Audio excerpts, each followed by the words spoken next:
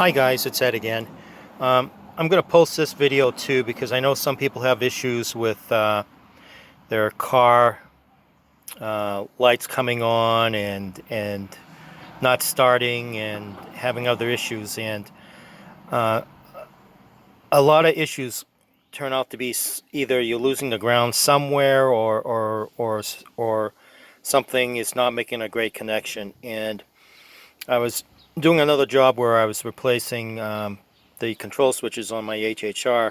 So I disconnected the ground on the battery, negative side of the battery and stuff, and I came across this.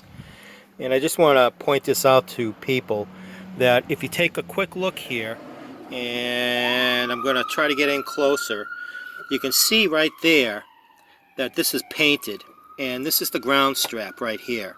So the only thing that is basically making the connection for the ground is the nut itself going through here on the threads. So, you know, it's in a real world situation and stuff like that, you know, there's a possibility of this failing. It hasn't failed on me yet, but when I saw this, what I'm going to do is I'm going to run my little sander right here and take the paint off so that we have a good ground and stuff. It just, I'm surprised I haven't had an issue yet. And even when you look at the back side of the ground strap, you can see it's kind of oxidized. So I might have had some issues later on and stuff like that, and maybe this is going to be preventable.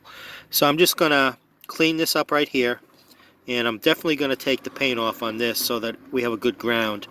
And if you're having issues with your car, like not starting, or all the lights are coming on, or the turn signals aren't working and stuff like that, I've posted other videos of issues being caused by lack of connection here and you losing your ground. So for anyone who has an HHR or like a that has the battery in the back in the trunk area, take a look at this and check this out, because this could be the root of your problems.